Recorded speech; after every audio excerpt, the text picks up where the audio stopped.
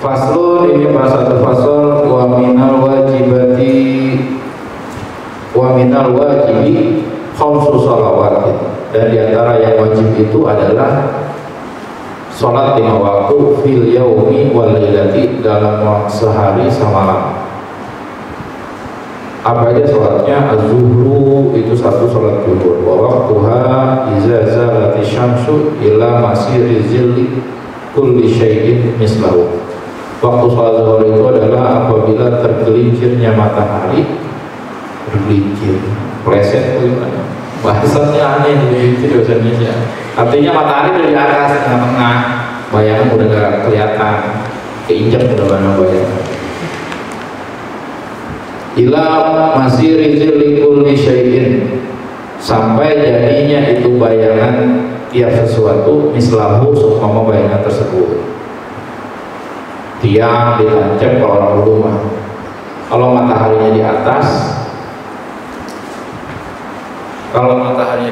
ini atau miring ke sini, di sini nih, maka bayangan di sini adanya. Kalau di atas ini bayangannya kan nggak ada.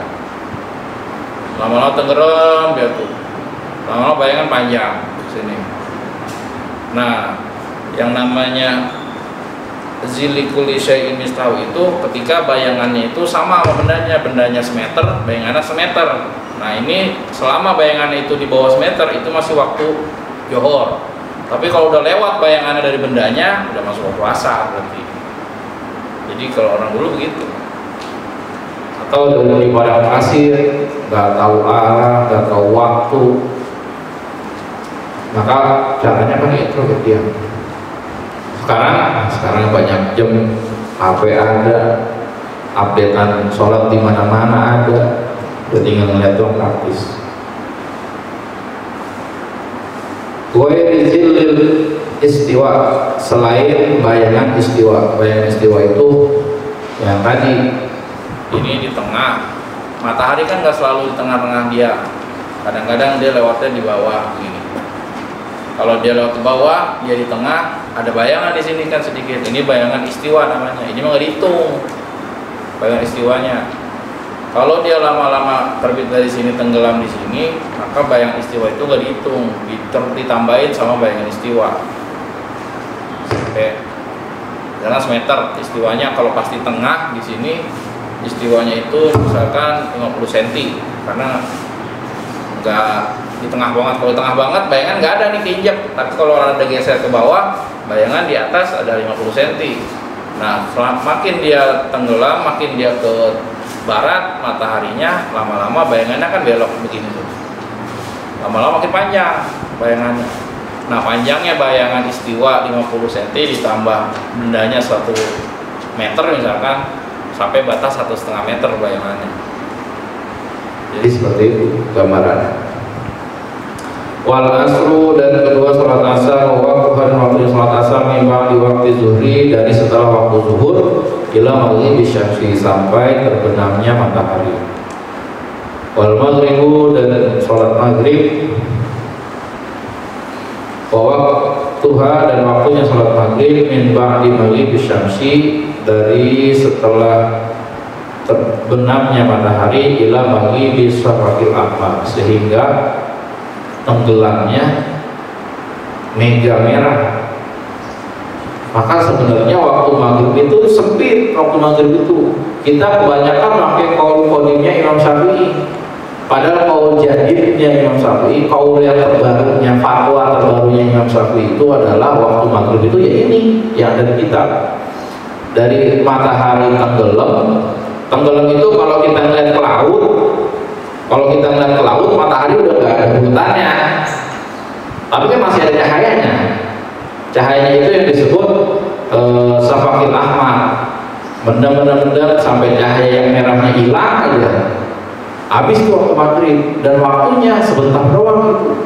Syafaqil ahmar itu kalau udah masuk dikit lagi mau isya udah gelap banget, udah gak ada mega. Karena berkurang tuh dari tenggelam, nggak ada bentuknya matahari di ujung laut, masih ada cahayanya mega merah, nanti berubah jadi kuning, lama-lama pudar, lama-lama habis gelap, baru isya. karena cahayanya itu, meganya itu, kenapa disebutnya mega merah di sini? Karena yang udah pasti merah. Kalau udah kuning itu bukan udah maghrib lagi, udah lewat berarti. Maka kalau jadidnya Imam Syafi'i itu waktu maghrib itu cuma seukuran orang azan, sholat sunnah, dia sholat wajib, terus dia wirid, wiridnya itu seukuran sholat 2 rakaat, udah habis maghrib. Segitu doang, waktunya sempit. Tapi kebanyakan kita memakai kaul kodimnya Imam Syafi'i, kaul yang lama waktu dia masih di Baghdad. Waktu maghrib itu ya dari tenggelamnya matahari sampai datang waktu isya, sejam lah bahasa kita mah. Kita mah banyak lagi gitu, sholat maghrib udah aja, ntar aja lah 1:07, ntar 1:07 lewat 10, masih maghrib ini gitu ya. Padahal itu kurang afdol bahasa kita. Walaupun boleh tapi kurang afdol. Karena batas maghrib itu di sini sampai tenggelamnya mega merah. Kalau mega merahnya udah hilang, udah gelap, ya udah isya, udah waktu lewat dari maghrib, walaupun belum isya. Wal isya waktuha, dan isya dan waktunya min ba'di waktu maghrib, dari setelah waktu maghrib ila tulu'il fajri, sampai terbitnya fajar as-shadiqi yang benar. Ada fajar shadiq, ada fajar kazib. Fajar kazib itu fajar bohong. Sebelum matahari bersinar itu pasti keluar cahayanya dulu, nggak mungkin langsung badan matahari keluar, pasti cahaya dulu seperti dia tenggelam matahari, hilang di ufuk, hilang di batas laut, maka nggak langsung hilang cahayanya, masih ada cahayanya, lama-lama barulah. Nah begitu dia mau timbul juga nggak langsung normal mataharinya kelihatan, tapi cahayanya dulu dikit lama-lama terang. Nah, fajar shadiq itu ketika matahari itu udah nyata cahayanya jelas, kelihatan mata. Kalau fajar kazib masih kelihatan tuh. Kalau orang dulu mah suka ada fenomena kalau di kampung itu, atau kalau zaman dulu tuh namanya aurora. Aurora itu adanya pas waktu menjelang waktu subuh. Cahaya langit seperti bercahaya, padahal itu cuma pantulan cahaya matahari yang kecil. Jadi kelihatannya cakep, itu bintangnya kesinar, semuanya kesinar, jadi kelihatan terang. Orang bisa ngelihat sungai bintang tuh di situ dulu, zaman dulu. Sekarang udah nggak ada, atmosfer udah jebol, udah rusak, udah terlalu panas. Dulu masih bisa. Nah itu namanya fajar shadiq dan fajar kazib. Wasubuh, dan waktu subuh itu, waktuha, dan waktunya subuh itu mimpani waktu isya, dari setelah waktu isya ila tulu'i syamsi, sampai terbitnya matahari. Bukan yang nongol, terbit itu dari kecil keluarnya habis berarti. Matahari kan bulat keluar tuh dikit aja dari ufuk, dari laut, kelihatan itu ujungnya, habis waktu subuh. Bukan matahari udah nongol, masih setengah mataharinya katanya. Enggak. Sampai matahari nongol. Wa yajibu hazil furudi, wa yajibu hazil furud, dan wajib akan ini yang wajib fi awqatiha, pada waktunya ini sholat 5 waktu ala kulli muslimin, atas setiap orang muslim, balighin yang balik, aqilin yang berakal, tohirin yang sudah suci. Maka ini jadi syarat nih, syarat sholat itu satu, dia muslim, beragama Islam. Kalau nggak Islam ngapain sholat? Yang kedua, balighin, dia udah balik. Kalau belum balik, itu mau belajar namanya. Kapan waktu balik itu? Paling muda itu, paling sedikit itu waktu balik itu umur 9 tahun. Maka umur 10 tahun Rasul menganjurin buat anaknya, buat yang nggak mau sholat dipukul. Kalau 7 tahun disuruh doa. Kenapa 10 tahun harus wajib dipukul? Karena khawatir 9 tahun udah balik. 9 tahun umur Hijriah, bukan umur Masehi. Bukan 1 Januari, berarti 1 Januari lagi. Enggak, umurnya umur Hijriah. Nah batas akhirnya kalau dia nggak ngimpi juga, nggak istilah juga, itu nanti umur 15 tahun. 15 tahunnya 15 tahun Hijriah. Maka paling itu tanggal hijriah biar 1 tahun 2 kali ulang tahun. Lumayan 2 kali ulang tahun.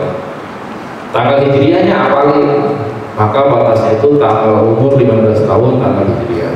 Balik akilun, orang itu berakal. Kalau nggak berakal kayak orang gila, orang ayah, orang yang kurang segayung, akalnya konslet, nggak ada kepala dia, nggak ada kewajiban. Qahirun, dan dia udah suci pas waktunya. Kalau dia nggak suci, walaupun dia balik berakal orang muslim udah masuk waktu, tapi dia nggak suci, ya nggak jadi, belum bisa sholat. Mau sampai kapanpun juga.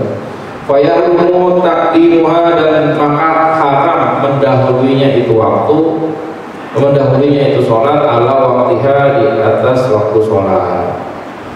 Sholat Zuhur wajib, tapi kalau masih 11 ya belum wajib. Nanti pas sudah waktu datang waktunya baru wajib, dan haram mendahului waktu sholat. Wa ta'khiruha, dan mentakhirkannya itu sholat haram juga. Anhu di ghairi muslim, dari itu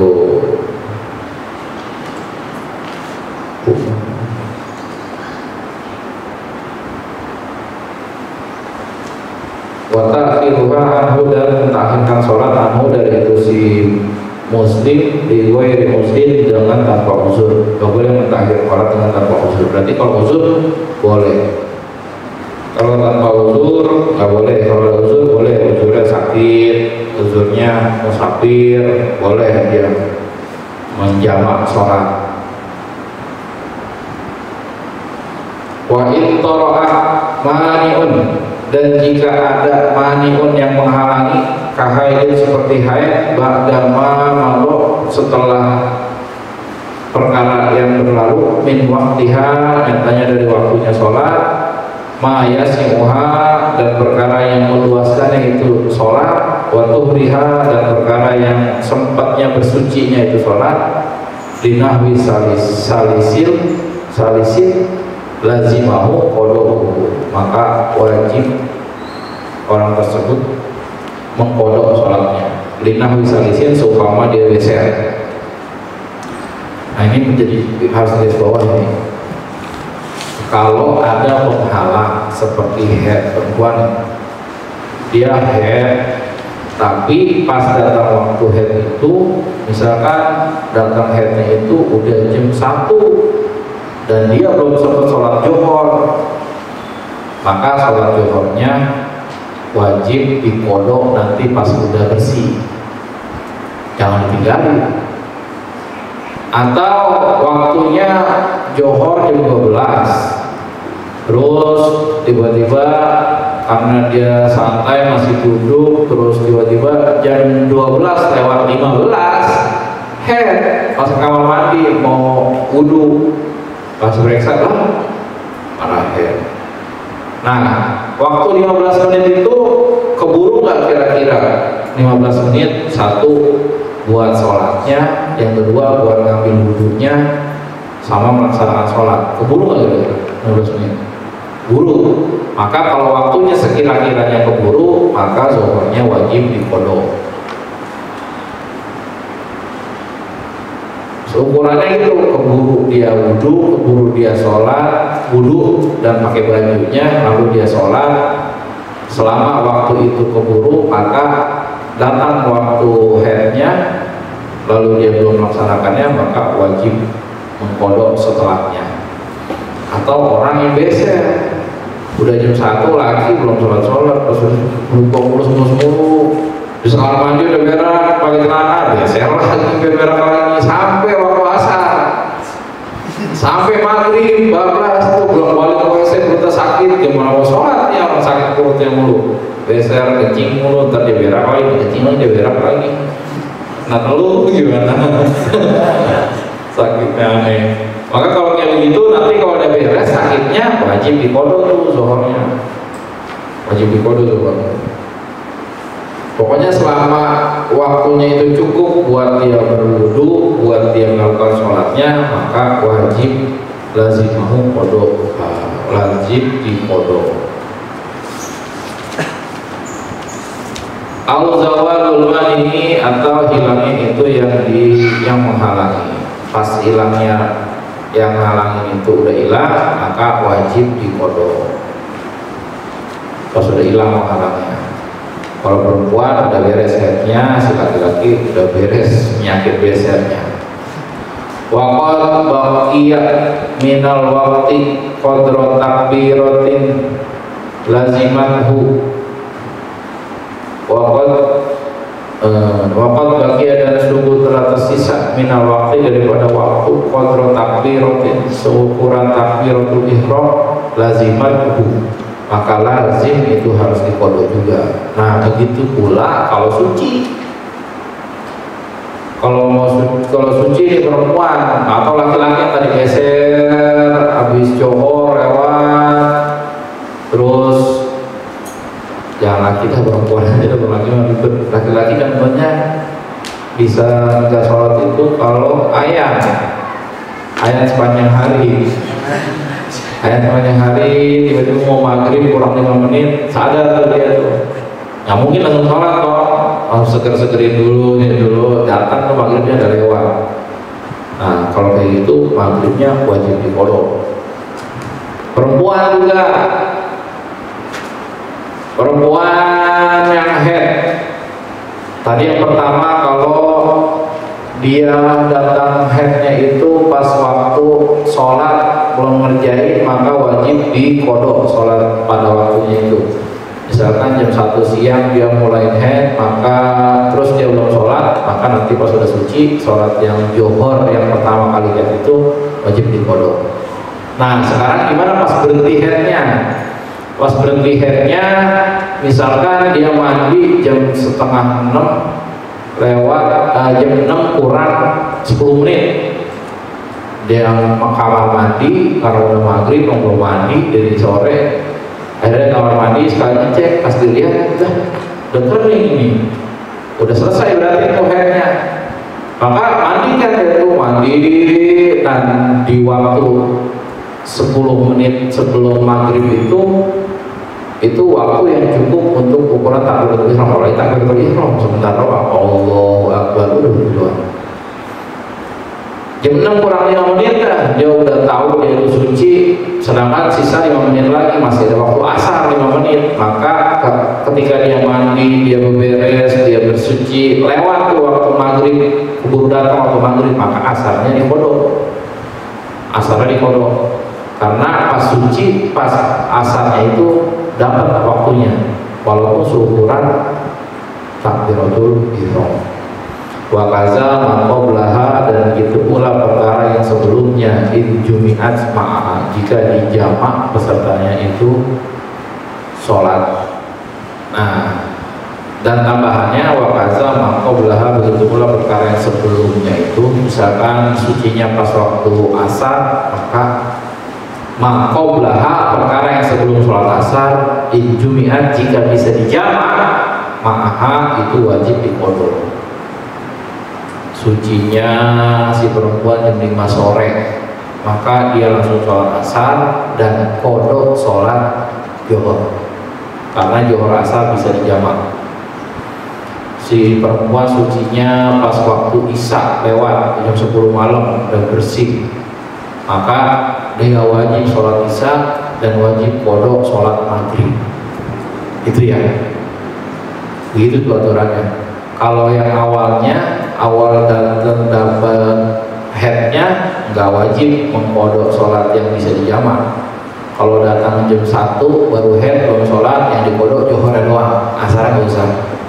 Tapi kalau selesainya dia selesai head jam 5 sore, maka wajib sholat asar dan qadha sholat johor, karena itu bisa dijamak dua sholat tersebut. Begitu pula maghrib dan isya. Kalau beresnya pas waktu isya, wajib sholat isya, lalu qadha sholat maghribnya.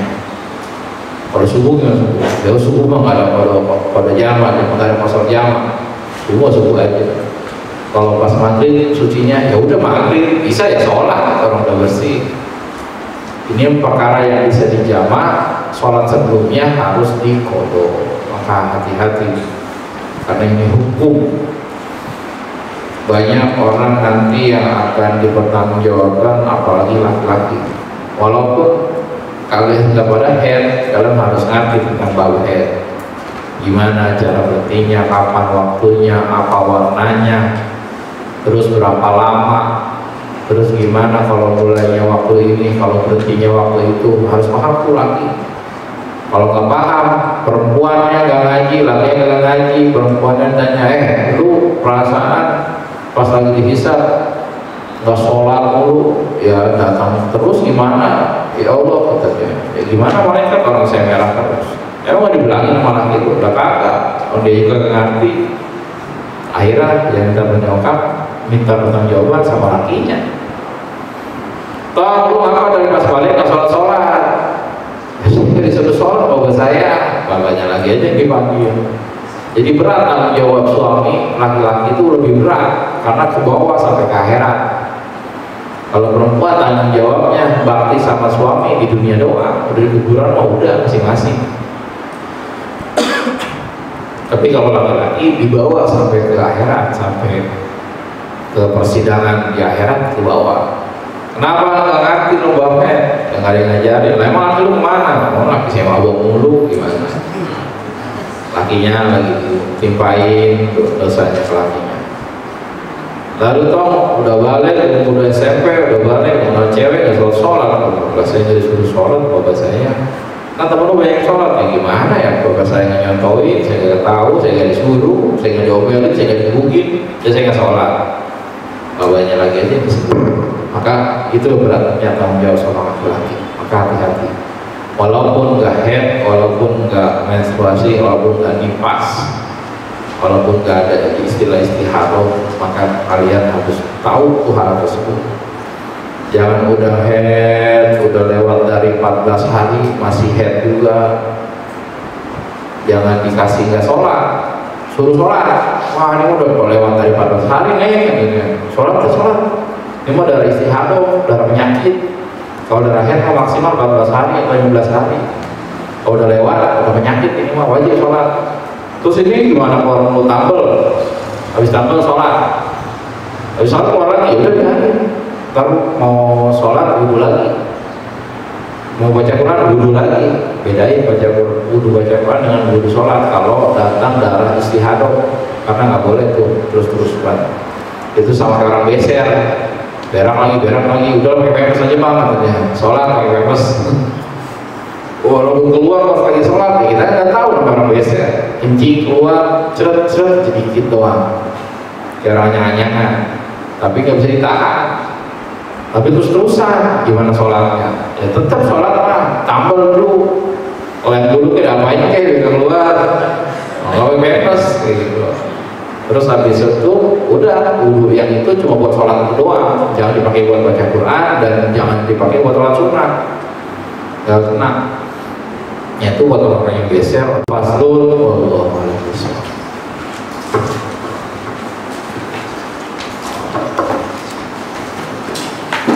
Rabbil fa'ana bima